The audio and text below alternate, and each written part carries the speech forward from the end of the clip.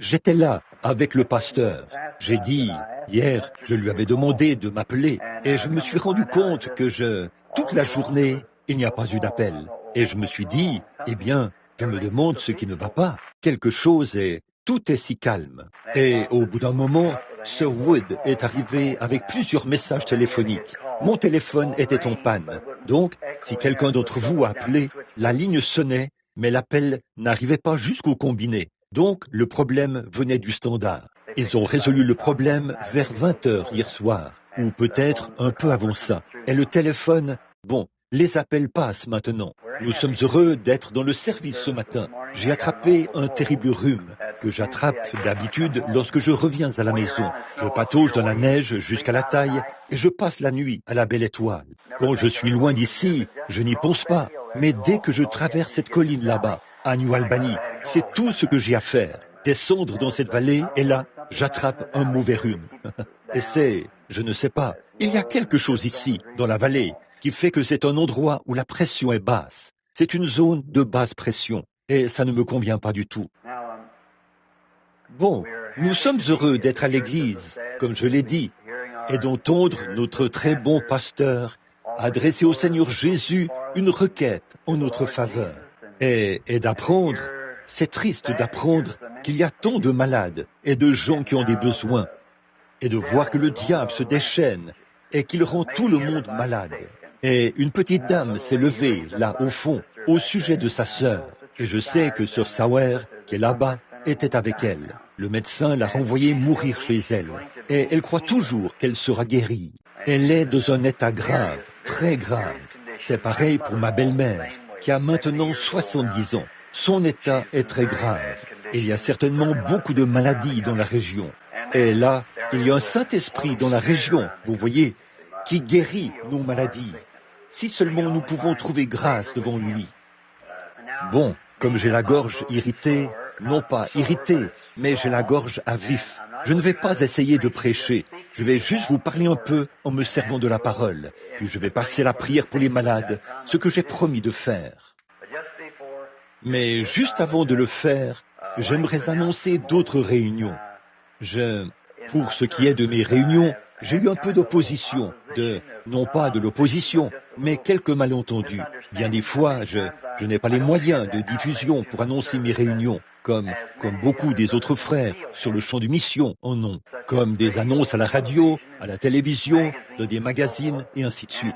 De ce fait, eh bien, quelqu'un pourrait dire, Frère Branham sera ici. Là, rien qu'aujourd'hui, il était annoncé que je serai à 3 endroits cette semaine, à 3 endroits différents. L'un au Kentucky et 2 en Californie, pour autant que je sache. Et il n'y a rien qu'on puisse faire à ce sujet, parce que je n'ai pas de moyens de diffusion officiels, alors cela rend les choses un peu difficiles. Et oui, s'il y a ici quelqu'un qui vient des environs de Madisonville, dans le Kentucky, on avait annoncé que je serais là-bas la semaine dernière, et je n'en savais rien.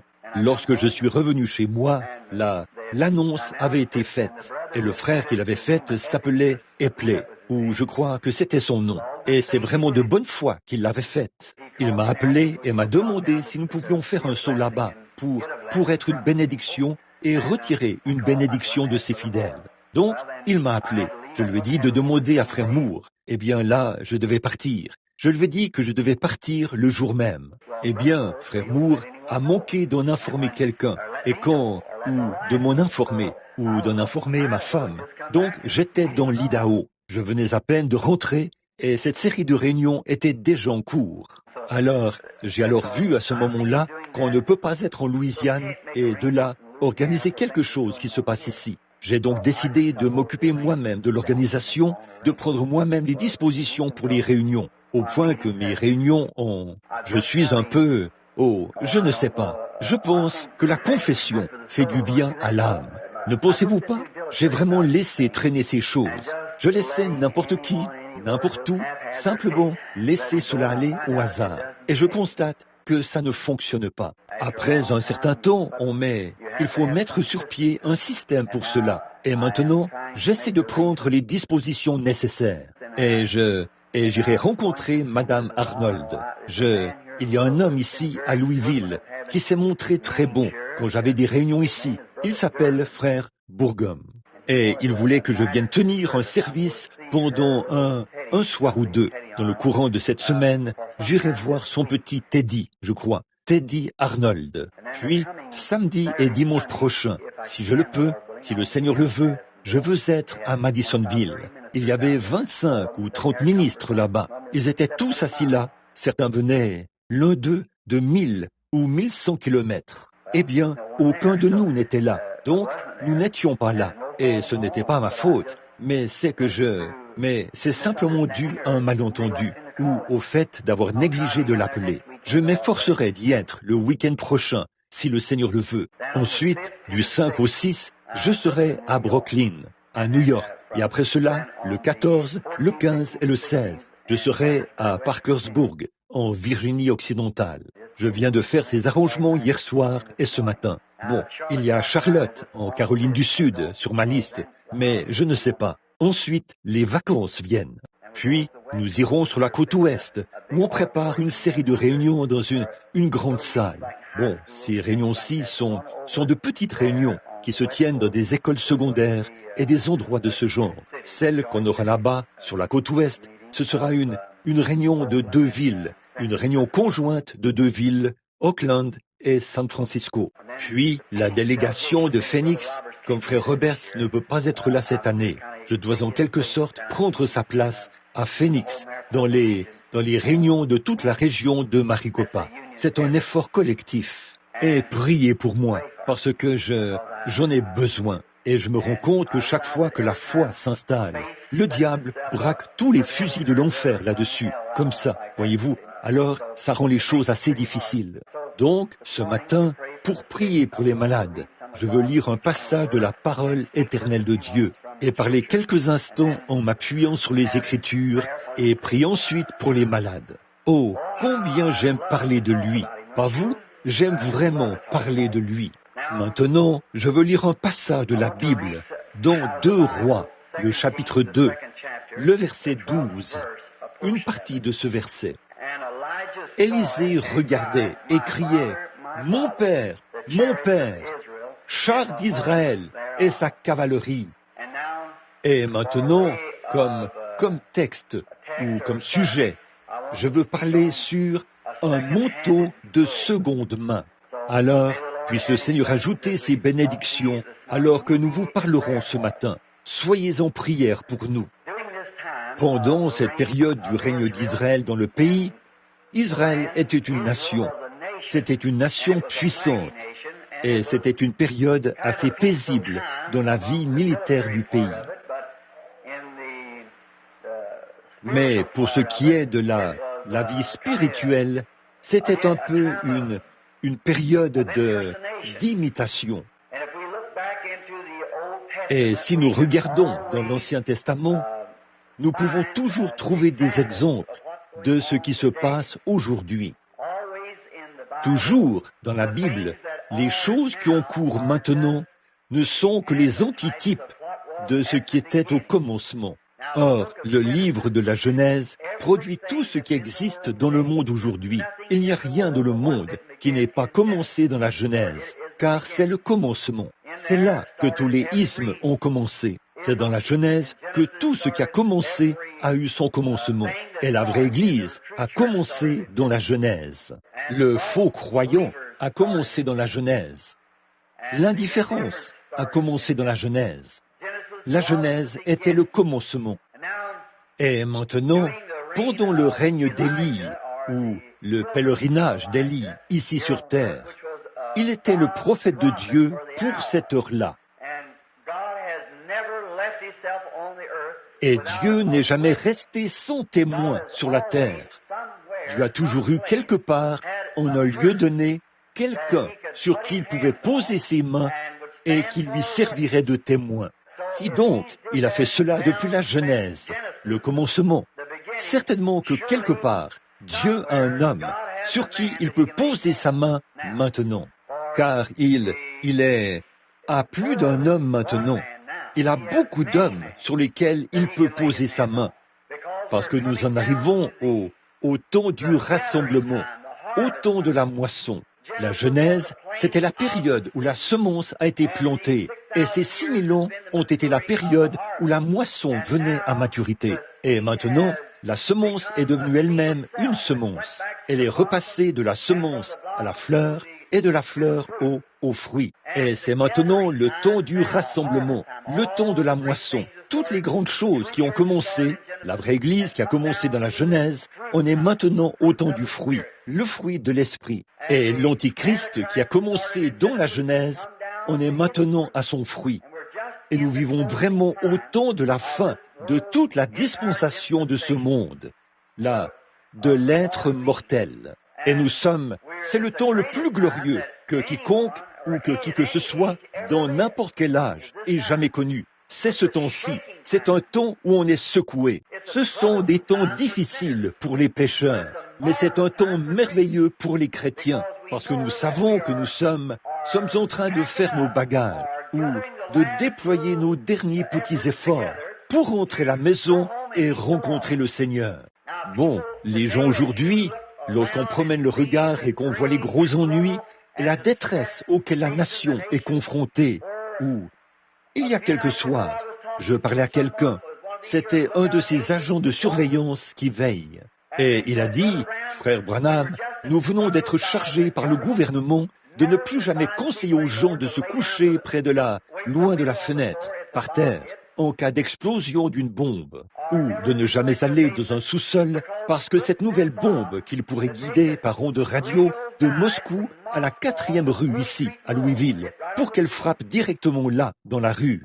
La lancée, elle contient des choses, des explosifs, et on peut l'envoyer à tant de milliers et tant de milliers, guidés par les étoiles et par radar. Elle a largué exactement sur la 4e rue ici, à Louisville, depuis Moscou en Russie. Et une fois que cela frappera à cet endroit-là, nul besoin d'avion ni rien. Il suffit de la lancer à partir d'ici et elle atterrira exactement à cet endroit-là. Elle fera un trou dans le sol d'une profondeur de 53 mètres sur 39 km² à la ronde. 39 km². Il n'y a rien d'autre à faire que de se préparer à prendre un vol vers le haut. C'est la seule chose à faire quand ces temps viendront. Imaginez un peu, ils peuvent en larguer 50 ou 100 à la fois s'ils le veulent. Tout sera terminé en l'espace de, je crois qu'il leur faut 60 ou 80 minutes, ou quelque chose comme ça, ou secondes plutôt, de là-bas jusqu'ici, pour que tout soit complètement anéanti.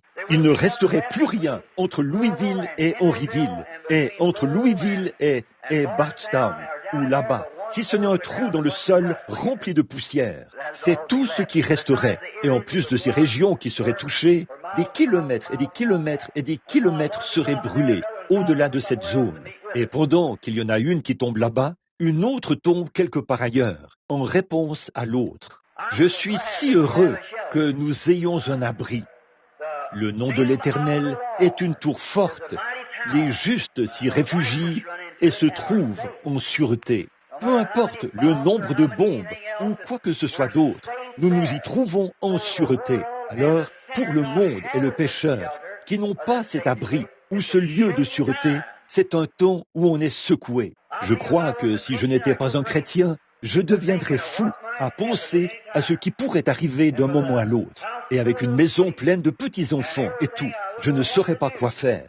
Mais je suis si heureux de pouvoir rester dans ma maison et de leur présenter un abri qu'aucune bombe ne pourra jamais toucher, ni quoi que ce soit d'autre, sous les ailes protectrices du Seigneur Jésus. Ce n'est ni par la force, ni par la puissance, mais c'est par mon esprit, dit l'Éternel.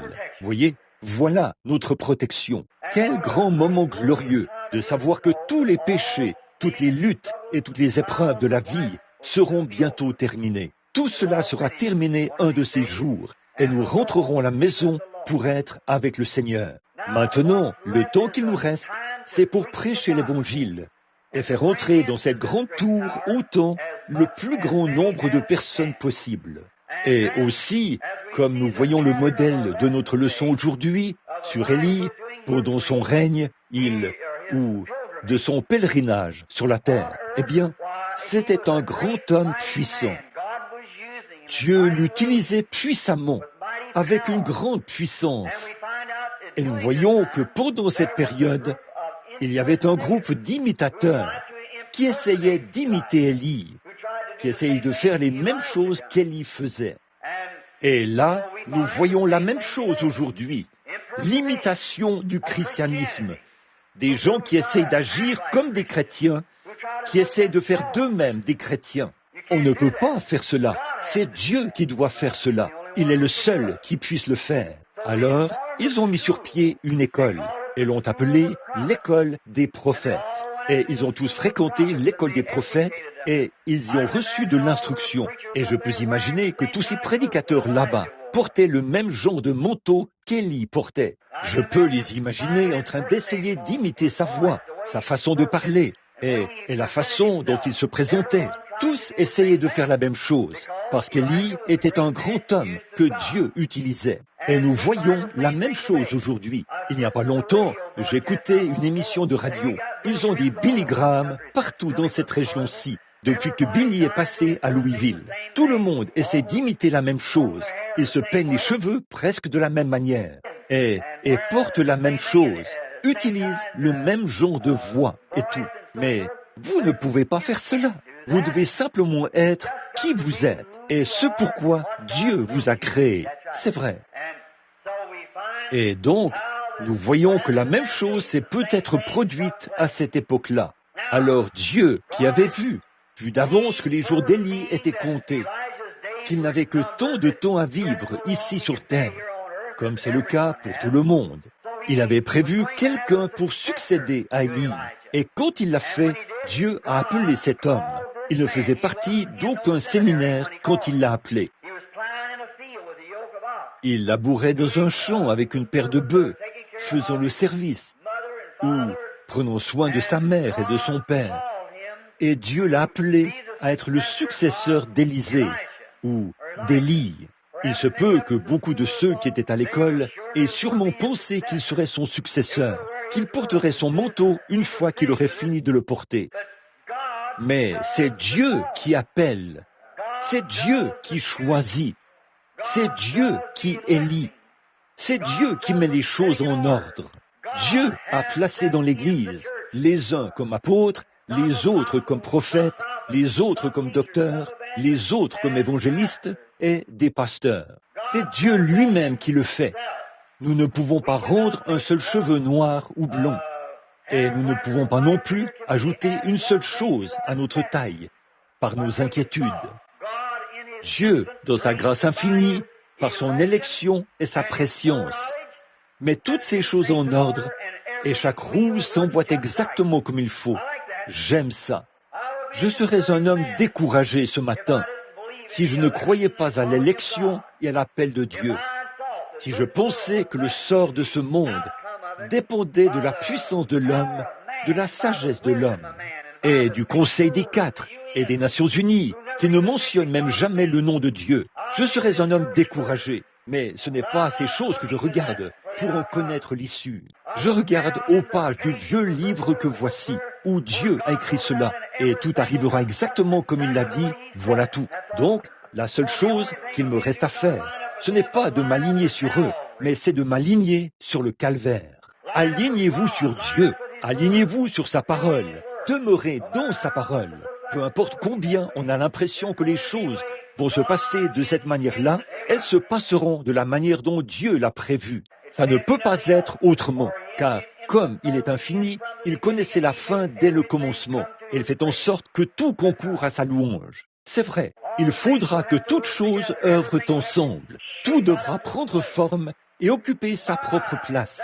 Oh, il y a là de quoi donner du courage aux chrétiens.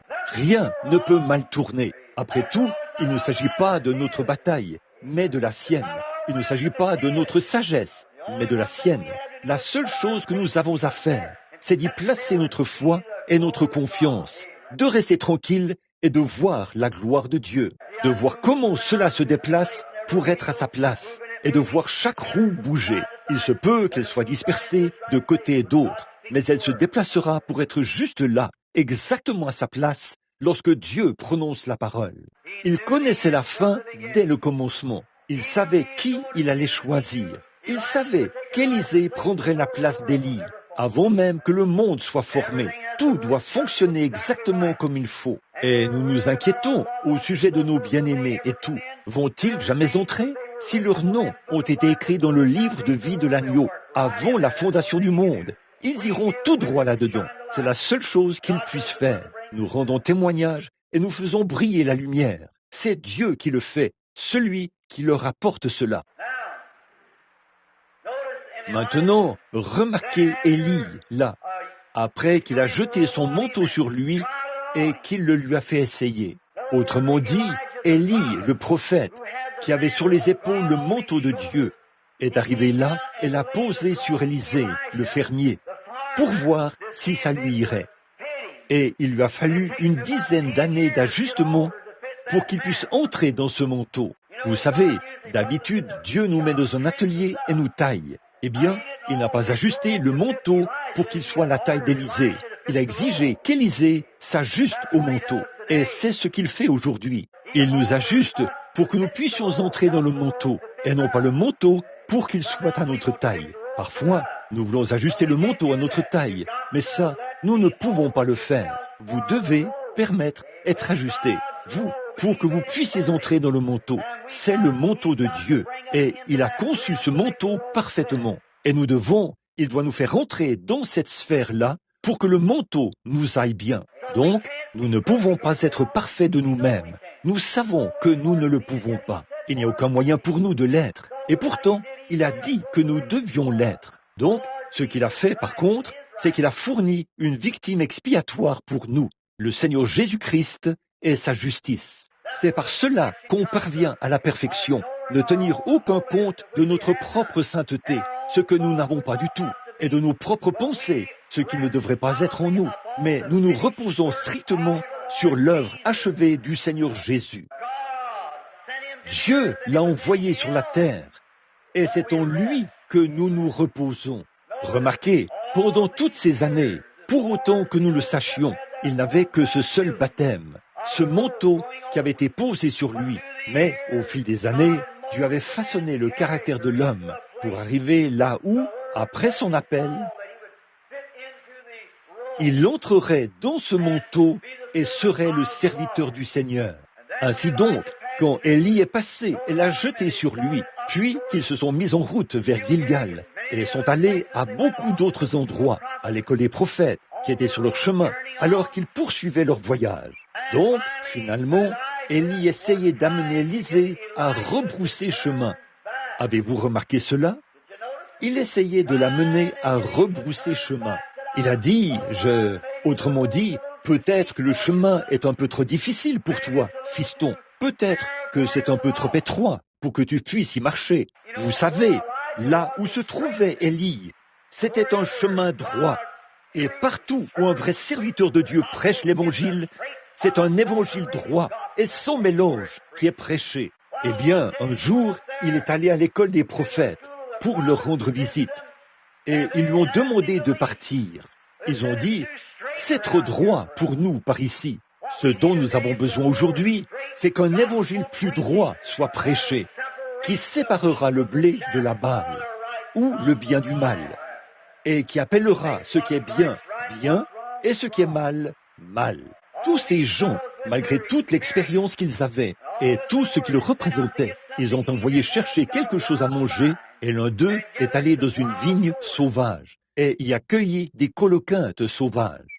Puis, il a fait cuire de la mort dans leur pot ecclésiastique. Et bien vite, ils se sont écriés, la mort est dans le pot. Mais Élisée, qui avait une double portion, savait ce qu'il fallait faire. Alors, il a jeté une poignée de farine dans le pot. Il a dit, maintenant, allez-y, mangez-en. Autrement dit, aujourd'hui, je dirais que c'est un type. Nous avons beaucoup de méthodistes, de baptistes, de presbytériens, de luthériens, de pentecôtistes et tout le reste, tous entremêlés, et ils se combattent les uns les autres. Nous n'avons pas besoin de nous débarrasser de toute la chose et d'éliminer tout cela. Ce qu'il nous faut, c'est une autre poignée de farine. Nous devons garder la même église. La farine provenait de la maison de cette même école. C'était l'offrande de farine que les gens avaient apportée, les prémices de la moisson qui avait été broyée avec une certaine meule qui rendait chaque grain identique. Ainsi, lorsque Cette farine, qui était identique, était un type de Christ. La farine, c'est la vie. Et quand le type de Christ, la farine, est embroyée afin qu'elle soit identique, cela signifie Jésus-Christ est le même hier, aujourd'hui et éternellement. Et cette farine prise de l'offrande de farine, une fois qu'on l'a jetée là-dedans, mettre Christ dans la mort a produit la vie. C'est ce qui fait la différence dans nos formes mortes, dans nos différends, dans nos querelles ecclésiastiques et tout. Si seulement nous y introduisions Christ, cela changerait la mort et la séparation en vie.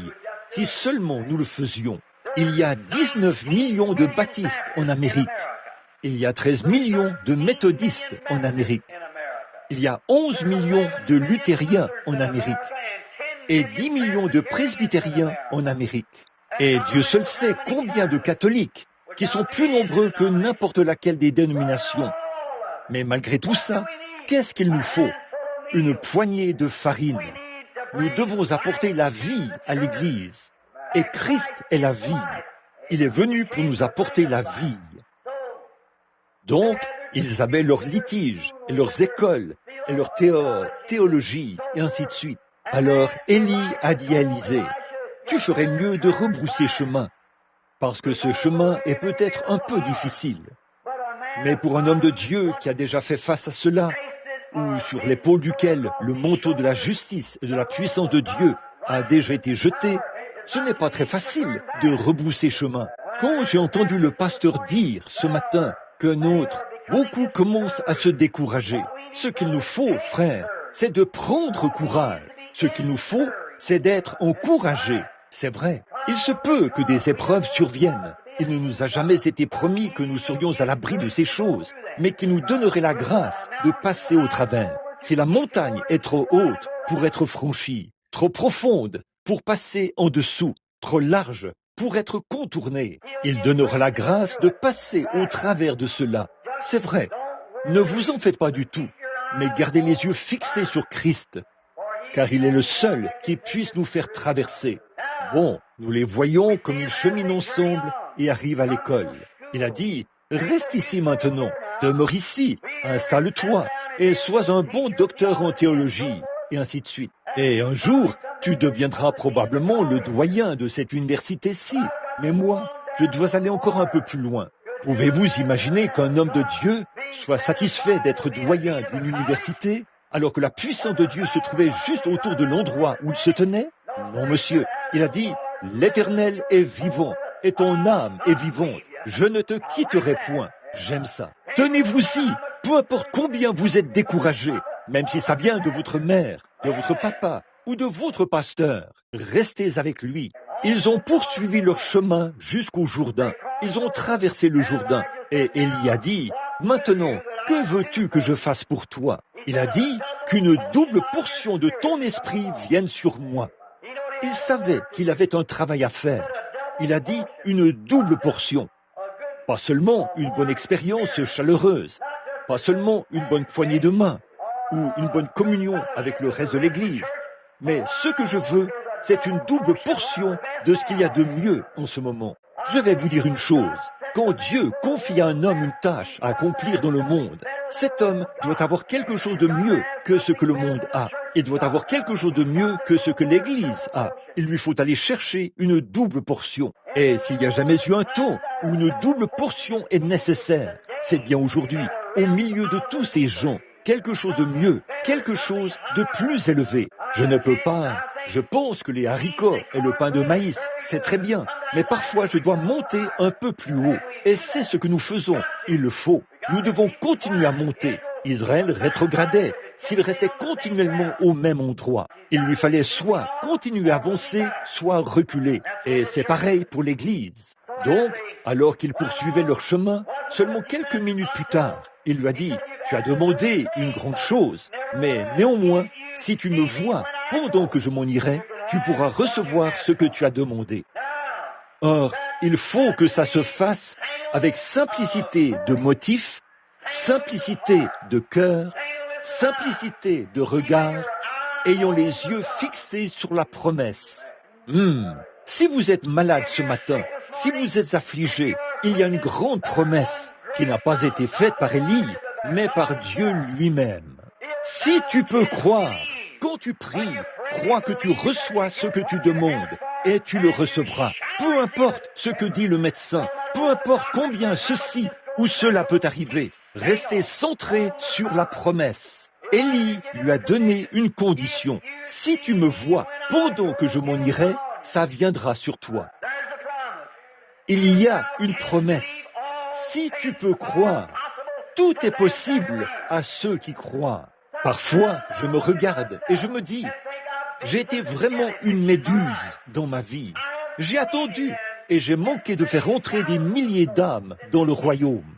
Parce que j'ai attendu et que j'ai dit, Dieu, je me suis trop appuyé sur un don spirituel. Et j'ai dit, Seigneur, si tu veux bien me montrer, si tu me donnes une vision de ce qu'il faut faire. Et quand Dieu me donne une vision, je me retourne et je laisse quelqu'un me convaincre de faire autre chose. Et, oh, je n'en étais pas encore arrivé à ce point-là, au point où comme là où j'en suis en ce moment. Je sens que c'est une foi, que nous devons aller de l'avant, parce que c'est une promesse. Et les choses qu'il a faites, les guérisons qu'il a opérées, et tous les miracles, à tel point qu'il est descendu et qu'il s'est fait photographier près de nous et tout. Et il n'y a jamais rien eu de semblable depuis le commencement du monde. Après quoi, je suis là comme une méduse, cela m'amène même à être déçu de moi-même. Il est temps d'avoir les yeux fixés sur la promesse. Et c'est ce que, par la grâce de Dieu, j'ai l'intention de faire. Et je me rends compte que tous les démons de l'enfer vont tirer sur cela.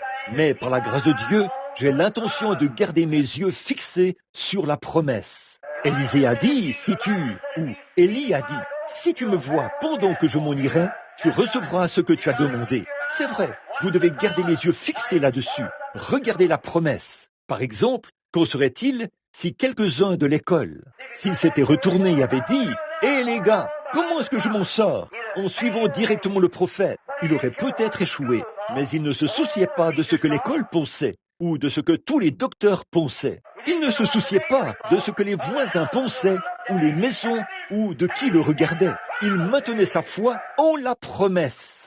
Ce qu'il nous faut aujourd'hui, c'est la foi en la promesse de Dieu et de ne pas prêter attention à ce que dit celui-ci ou à ce que dit celui-là. Comme un frère l'a dit, un prédicateur avait 2 filles qui étaient muettes. Et ceux qui critiquaient la guérison divine disaient que ces enfants ne pouvaient pas être guéris. Ne prêtez aucune attention aux critiqueurs. Gardez votre foi sur la promesse. Dieu l'a dit. La prière de la foi sauvera le malade et Dieu le relèvera. S'il peut faire qu'un sourd-muet entende, il peut faire qu'un autre sourd-muet entende. Nous savons, par des preuves infaillibles, qu'il le fait. Gardons notre foi sur la promesse. Nos yeux centrés, nos oreilles centrées, nos cœurs centrés, et sur une seule chose, sur Jésus-Christ. Il est capable d'accomplir ce qu'il a promis. Oh, quand on pense à ça, ça change complètement le tableau. Une fois qu'on a saisi cela, Dieu a fait la promesse. Dieu est celui qui l'a dit. Eh bien, ici, c'était le représentant de Dieu qui l'avait dit. Et là, c'est Dieu lui-même qui l'a dit. Alors, qu'est-ce que nous pouvons faire? Rien d'autre que de garder notre esprit fixé sur cela. Il a dit, si tu me vois pendant que je m'en irai, tu pourras recevoir la promesse. Élisée a gardé les yeux fixés sur Élie. Peu importe ce qui hurlait de chaque côté, ce qui se passait de chaque côté, ce qui s'était passé auparavant, il n'y a même jamais jeté le moindre coup d'œil. Il gardait les yeux fixés sur la promesse. Voilà, c'est ça, vos yeux fixés sur la promesse. Je pense à la dame à qui nous avons rendu visite l'autre soir, sœur Sauer. Le médecin lui disait combien son état était grave. Je ne le lui ai pas dit, je l'ai dit à un de ses proches. Combien il serait impossible qu'elle se rétablisse un jour. Alors, frère, son gendre m'a posé la question à ce sujet. J'ai dit, si elle peut garder les yeux fixés sur la promesse. Quoi qu'il arrive, gardez les yeux fixés sur la promesse. Il y a quelques semaines, Sœur Wood, ici, et Frère Wood, 2 de nos amis intimes, ici à l'église. J'étais dans le Michigan avec mes amis Léo et Jean.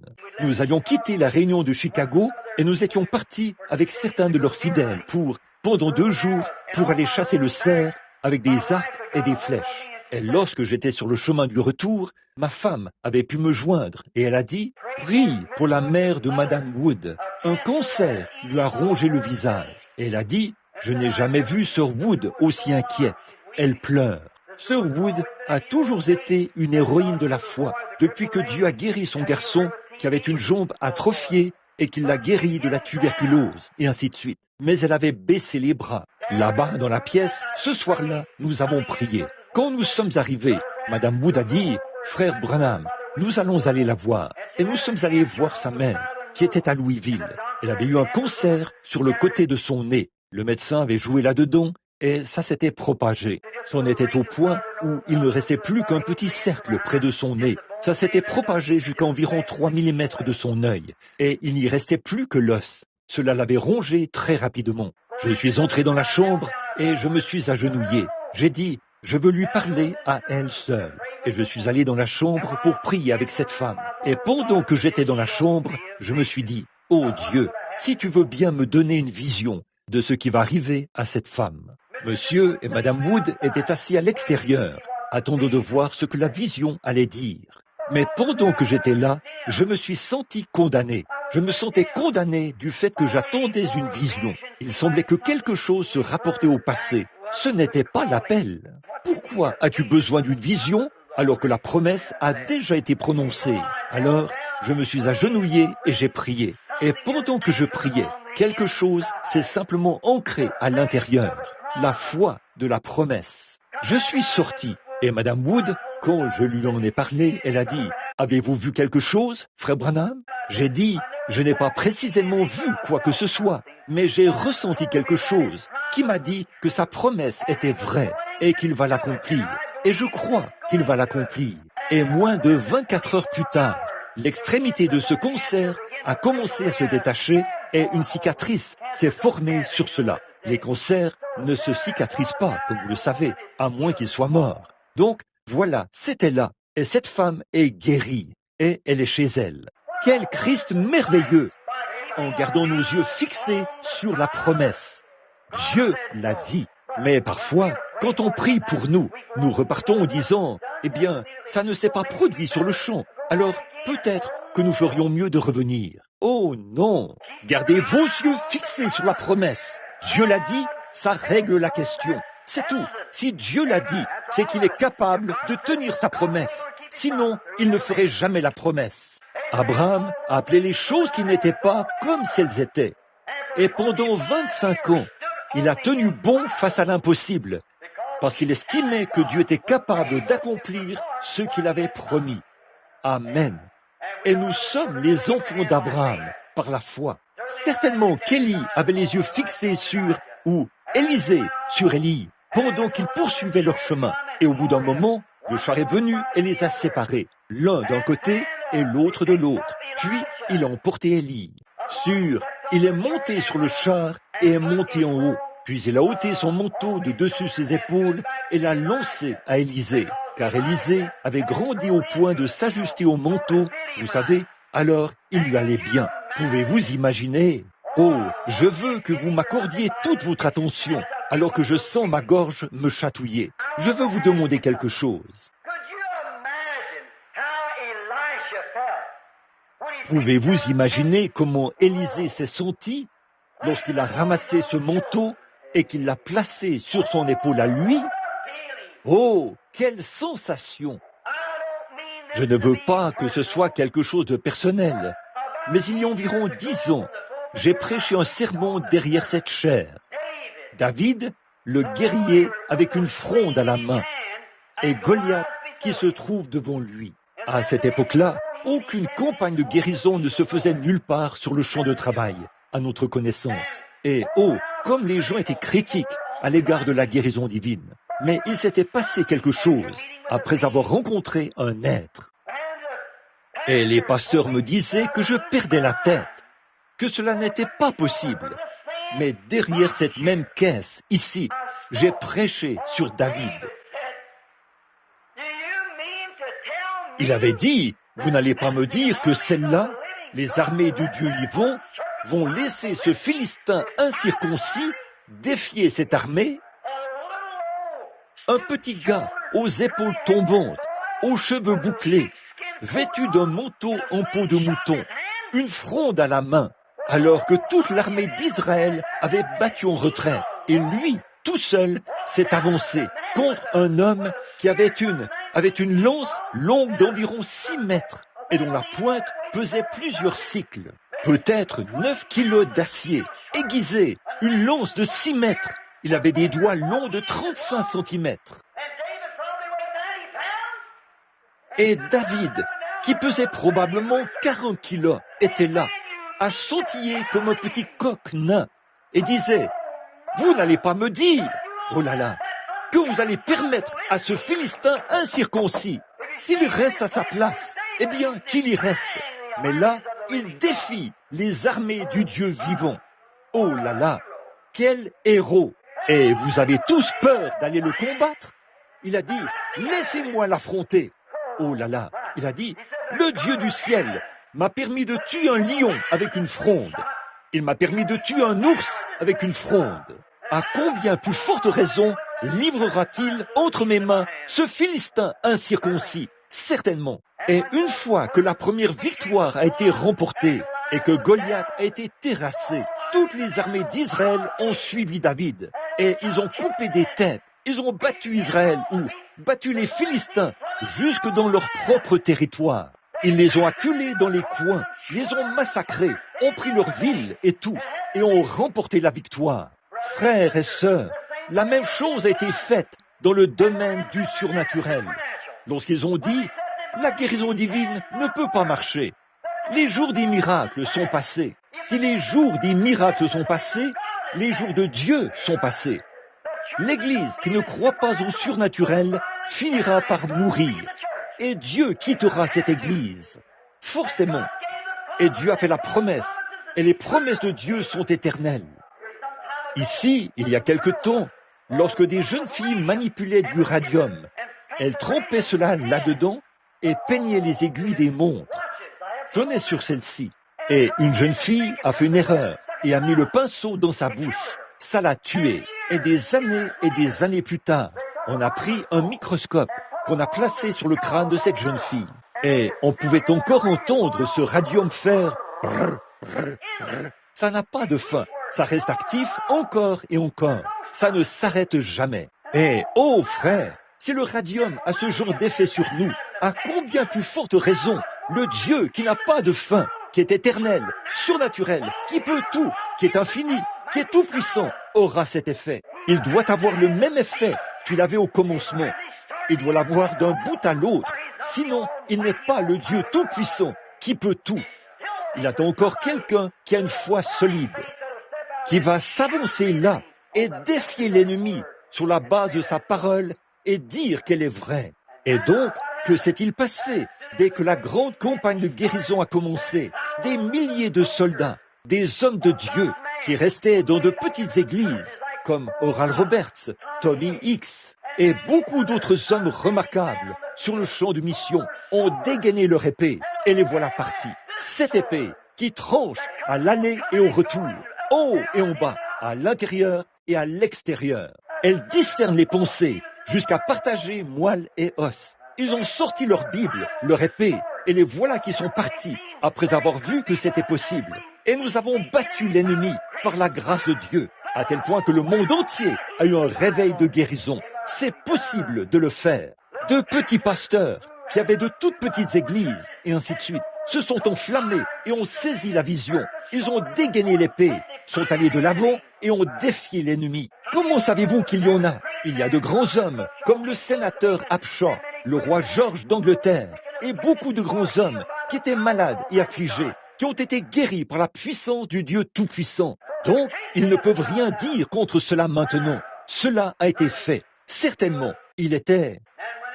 Élisée est donc allé. Tout le désir de son cœur était de recevoir cette promesse. Il voulait obtenir la promesse. C'était là son motif. C'était son tout. C'était sa vie. C'était son intention. Tout. Toute chose. Tout dépendait de l'obtention de cette promesse. Je suis porté à croire que nous ne sommes pas sincères par rapport à cette chose dont nous parlons. si votre seule motivation ce matin repose sur le fait de donner gloire à Dieu pour ma guérison, je suis bien décidé à être guéri par la puissance de Dieu. Je suis bien décidé à mener une vie chrétienne. Je suis bien décidé à marcher en paix avec Dieu. Je suis bien décidé à le faire. Peu m'importe ce que maman dit, ce que l'Église dit, ce que le pasteur dit, ce que n'importe qui d'autre dit, ce que le monde dit. Je suis bien décidé. Voilà la simplicité de mon cœur. À ce moment-là, vous arriverez à quelque chose. Alors, quand Élisée a vu qu'il était décidé à l'obtenir, quand Élie a vu qu'Élisée était décidé, il lui a fait la promesse.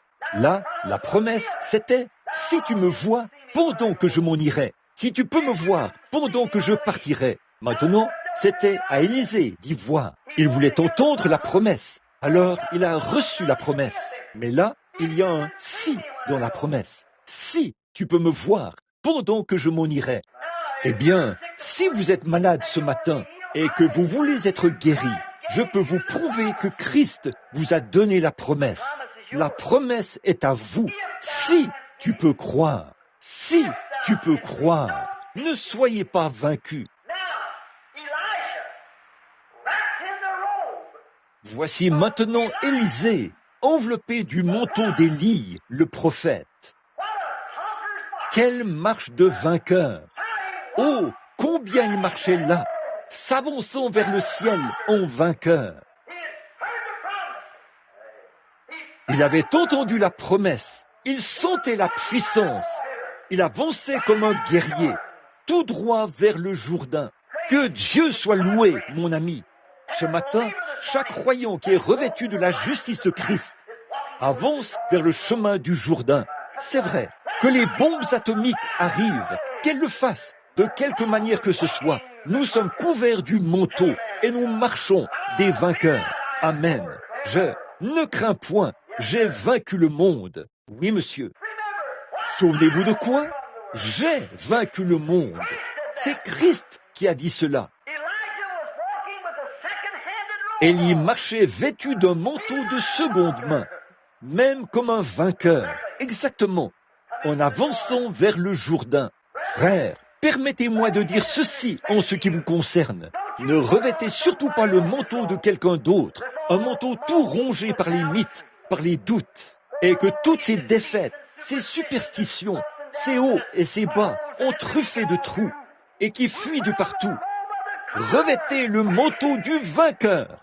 Christ, ne vous fiez pas à votre Église, qui enseignait autrefois le salut par le baptême du Saint-Esprit, qui enseignait autrefois la guérison divine, et qui maintenant nie cela, et qui est complètement rongé par les mythes du doute et tout le reste. Revêtez-vous du manteau de celui qui n'a jamais perdu une seule bataille, car vous êtes en route vers le Jourdain. Amen. Bon, il était vêtu d'un manteau de seconde main, c'est vrai. Et ce matin, beaucoup de gens sont vêtus de manteaux de seconde main. Mais lorsqu'il est arrivé au Jourdain, il s'est rendu compte que le manteau seul ne suffirait pas pour accomplir la tâche. C'est vrai. Et l'Église, les méthodistes, les baptistes, les pentecôtistes, les presbytériens, oh, nous avons des écoles nous avons toute l'éthique de la Bible, d'un bout à l'autre. Nous avons bel et bien tous les manteaux tissés, les promesses. Nous avons tout cela. Oh, nous sommes baptisés, ensevelis, et nous sommes très apostoliques. Nous avons la foi apostolique. Nous croyons en la guérison divine. Nous croyons en Dieu. Nous croyons aux puissances de Dieu. Nous avons baptisé dans la Bible, de la manière dont la Bible dit. Nous avons reçu le Saint-Esprit. Nous avons parlé en langue. Nous faisons toutes ces choses. Mais frères, si c'est là tout ce qu'il vous faut, vous verrez vous aussi qu'il vous manque des choses lorsque vous arriverez au Jourdain. Oh, il se peut que vous soyez instruits, il se peut que vous soyez intelligents, il se peut que vous ayez un doctorat en théologie, que vous soyez docteur en théologie, il se peut que vous ayez un doctorat en philosophie, que vous soyez docteur en philosophie, il se peut que vous ayez un doctorat en droit, un doctorat en latin, il se peut que vous ayez toutes sortes de diplômes. Il se peut que vous ayez sur vous le manteau de l'église méthodiste. Il se peut que vous ayez sur vous le manteau de l'église pentecôtiste. Il se peut que vous ayez sur vous le manteau des assemblées, ou des unitaires, ou des trinitaires, ou quoi que ce soit d'autre. Ce n'est qu'un manteau de seconde main au départ. c'est vrai, provenant de dogmes faits de main d'hommes, qui ont été inventés, et ainsi de suite, comme ça. Et même si vous avez été chrétien, et que l'Église a été chrétienne, et que vous êtes couvert du bon manteau, mais lorsqu'Élisée, se tenant là, au vu et au su de tous, devant tout un tas de prophètes et de critiqueurs massés sur le rivage, à regarder ce qu'il allait faire, le voilà qui s'avance, vêtu du manteau d'Élie. Oh là là, alléluia! Il a de l'instruction. Autrement dit, il est instruit, il est soumis, il croit. Il n'y a rien qui cloche chez lui. Il s'avance vers le Jourdain et le monde l'observe. Oh Dieu, combien nous avons besoin de cela aujourd'hui, avec beaucoup d'érudits et de gens très instruits, avec beaucoup d'hommes qui peuvent disséquer cette Bible et en réunir tous les éléments par les mathématiques. Beaucoup d'hommes qui peuvent faire de grandes choses en matière d'enseignement. Des gens qui connaissent le moment exact où les faits historiques de la Bible sont arrivés, qui sont capables de vous dire l'heure à laquelle la bougie a été allumée et l'heure à laquelle elle s'est éteinte. Ils sont capables de vous dire toutes ces choses. Et ils ont le baptême d'eau. Ils ont le baptême spirituel, comme ils l'appellent, le manteau. Ils ont tout cela bien en ordre. C'était pareil pour Élisée, mais lorsqu'il est arrivé au Jourdain pour affronter le monde des critiqueurs, quel cri a-t-il lancé? Où est le Dieu d'Élie? Ce n'est pas le manteau d'Élie qui a produit cela, c'est la puissance du Dieu d'Élie qui a produit cela. Et ce dont le monde a besoin ce matin, c'est de la puissance du Dieu d'Élie. Il se peut que vous ayez parlé en langue, que vous ayez poussé des cris et que vous ayez couru d'un bout à l'autre de la salle. Mais ce dont nous avons besoin, c'est de la puissance du Dieu de la Pentecôte, afin qu'elle produise les vies et les choses qui ont été vécues en ce temps-là, avec la puissance apostolique. Un manteau de seconde main, c'était très bien, mais il avait besoin d'un nouvel appel de Dieu dans son cœur. Il avait besoin d'une nouvelle onction de Dieu. Il portait un manteau de seconde main lorsqu'il est arrivé au fleuve, mais il avait besoin d'un tout nouvel appel de première main venant de Dieu et d'une puissance de première main venant de Dieu pour accomplir le miracle. Et mon frère, n'ayez pas peur de demander quoi que ce soit à Dieu. Vous devez exiger de Dieu ou demander à Dieu tout ce qu'il a promis. Car si je présente un Dieu qui est omnipotent et qui peut tout, et si je suis un serviteur de Dieu, je dois faire les œuvres de Dieu. Et si je fais les œuvres de Dieu, je dois demander à Dieu d'accomplir ces choses, parce qu'il me demande de produire l'impossible. Je dois lui demander, je dois l'invoquer, me tenir là et dire « Oh Dieu, tu l'as promis ». C'est pareil pour vous, pour chaque personne. Vous recevrez une puissance. Acte 1:8. Après que le Saint-Esprit sera venu sur vous, après que le Saint-Esprit sera venu sur vous, après que vous serez revêtus comme un chrétien, après que votre foi sera établie en Christ, alors vous recevrez la puissance. Voilà, c'est ça. Oui. Et frères, sœurs, à chacun de vous, ce matin, permettez-moi de dire ceci avant de prier pour les malades. Permettez-moi de dire ceci, avec l'aide de Dieu, priez pour moi. Alors que je me tenais ici, il y a 10 ans, sur cette estrade, et que je prêchais sur David et Goliath, là, ce n'est pas un Goliath qui me faisait obstacle. Dieu l'a tué devant moi. Mais ce qui me faisait obstacle, c'est un manque de foi, le manque de quelque chose que je savais être là. Et je m'écrie de nouveau devant ce petit tabernacle ce matin. Où est le Dieu qui a fait cette promesse? Où est le Dieu qui m'a rencontré avec ceci là-bas? Viens, ô Dieu, et donne-moi du courage. Donne-moi de la force. Donne-moi un esprit déterminé, quoi qu'il arrive. Que ça semble sombre ou que ça semble, quelles que soient les apparences, que j'aille de l'avant. La promesse est vraie. Frères, sœurs, un de ces jours, à vous, amis pécheurs, qui sont ici ce matin, et à vous qui essayez d'imiter le christianisme, il se peut que vous apparteniez à une église, c'est très bien, je n'ai rien à dire contre ça. Je n'ai rien contre vos bonnes études supérieures, ou contre votre théologie, je n'ai rien contre ça. Mais, oh, où est ce Dieu? Ce n'était pas Élie, après tout. Ce n'était pas Élie qui avait ouvert ce fleuve. Ce n'était pas son manteau. Élisée l'avait pris de son épaule. Il l'avait replié exactement de la même manière qu'Élie l'avait fait. Mais lorsqu'il a essayé de l'agiter, il n'y avait pas de puissance là-dedans. Alors il s'est écrié, sachant que Dieu était quelque part.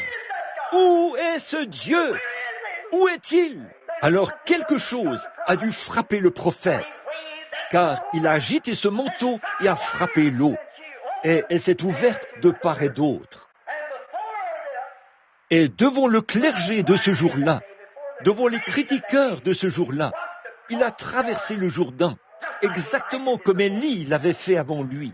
Nous n'avons pas besoin des enseignements, nous avons cela, mais nous avons besoin du Dieu d'Élie. Nous avons besoin que la puissance du Dieu d'Élie revienne dans notre Église. La puissance de faire en sorte que cela s'ancre et de déclarer que la parole de Dieu est vraie, envers et contre tout. Et nous tous qui sommes ici ce matin, en tant qu'êtres humains, nous sommes en route vers le Jourdain. Et une fois qu'il est arrivé au Jourdain, vous arriverez là-bas un de ces matins ou un de ces soirs.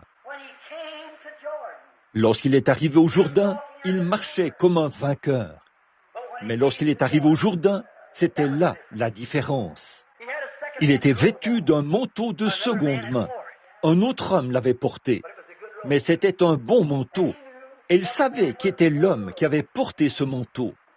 Frères, sœurs, un de ces matins, je dois arriver au Jourdain. Je réfléchissais. Cet après-midi, nous irons chez frères et sœurs Wright. Ne les oubliez pas, ce sont leurs noces d'or. Je crois que l'Église, ils auront un dîner avec eux. L'autre jour, je me disais, 50 ans, et je les vois tous les deux qui sont bien avancés en âge et fatigués. Je me suis dit, oui, j'ai 47 ans. Ils se sont mariés juste 3 ans avant ma naissance. 47 ans. Je m'avance vers le Jourdain. Je vais forcément descendre là-bas. Je vais forcément aller là-bas. Je vais arriver là-bas. Il se peut que ce soit par un accident de la route. Il se peut que je tombe d'en haut d'un avion. Il se peut que je sois percé d'une flèche du diable quelque part et que je meure. Je ne sais pas comment je partirai, mais je sais une chose, c'est que je partirai et j'avance vers le Jourdain. Mais quand j'arriverai là-bas, je veux savoir une chose, que moi aussi, je suis vêtu d'un manteau de seconde main. Je ne me fie pas au mien, parce qu'il ne vaut rien. Car dès qu'Élisée a ramassé le manteau d'Élie, il a déchiré le sien et l'a jeté par terre. Et c'est ce qui s'est passé quand j'ai trouvé Christ. Je me suis déchiré moi-même. J'ai déchiré mes propres idées, mes propres absurdités, mes petites choses insignifiantes. Quand j'étais un jeune prédicateur baptiste, je pensais que j'étais presque aussi, que j'étais quelqu'un. Mais j'ai déchiré cela. J'ai revêtu son manteau. Et quand j'arriverai au Jourdain, je veux me trouver enveloppé dans son manteau. Il accompagnera cela. Et nous arriverons là-bas un jour. Mais prions un instant. Père Céleste, alors que nous avançons vers le Jourdain ce matin, en vainqueur, et un jour, nous devrons présenter quelque chose quand nous arriverons au Jourdain, c'est-à-dire la mort. Et, oh, comme ce sera horrible, une séparation d'avec Dieu. Nous ne pourrons pas traverser, non. Mais Élisée, lorsqu'il est arrivé là, il était vêtu du manteau d'Élisée, du manteau d'Élie. Et quand il a ôté le manteau d'Élie, cet homme qui avait été agréable à tes yeux et que tu avais accepté et fait monter auprès de toi au ciel, Élisée portait son manteau. Il a donc présenté au Jourdain, qui est la mort, le manteau d'Élie. Et cela a été accepté. Le Jourdain s'est ouvert et il a traversé. Dieu bien-aimé, un de ces jours, nous descendrons forcément là-bas. Nous ne pourrons pas présenter nos bonnes œuvres. Nous n'en avons aucune. Il n'y a rien au monde que nous pourrons présenter. Je ne désire même pas essayer de présenter quoi que ce soit, mais je fais strictement confiance au mérite de Jésus. Tu l'as accepté et tu l'as ressuscité des morts.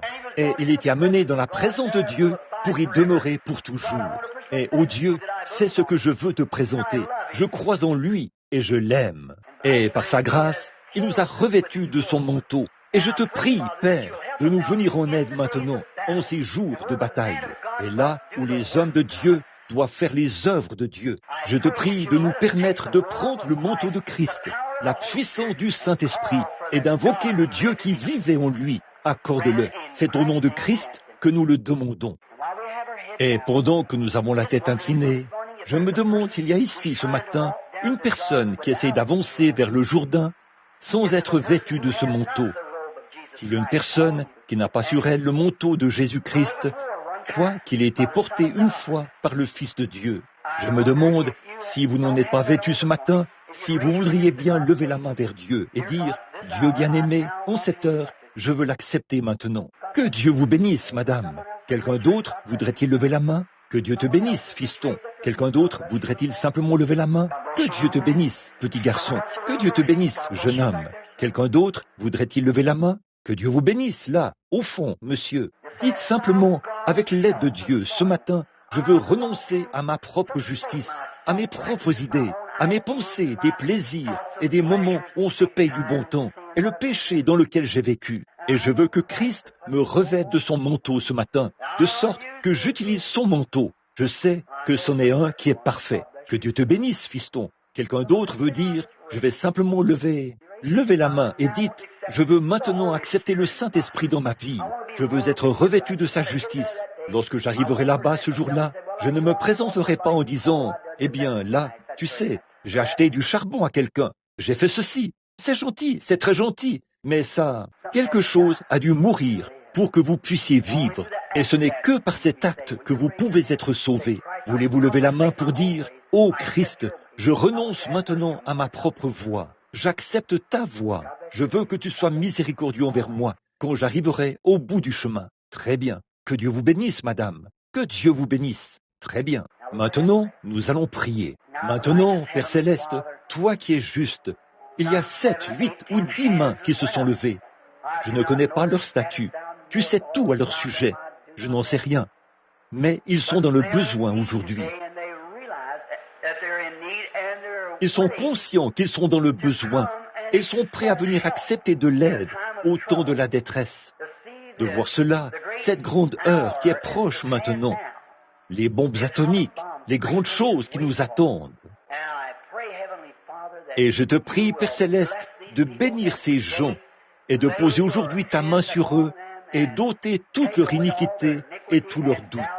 Puissent-ils jeter leurs vieux manteaux, rongés par les mythes de leur propre justice, et que les vers, les grillons, les mythes de la superstition et des systèmes religieux ont perforé, et cela sera complètement fini. Puissent-ils simplement jeter cela, tendre la main et saisir le manteau du Seigneur Jésus, dire « Je lui fais confiance, je m'enveloppe, non pas dans ma justice, ni dans mes propres pensées, mais à partir de cette heure-ci, je mets ma confiance en toi. Accorde-leur de recevoir cela, Père, car nous le demandons au nom de Christ. Amen.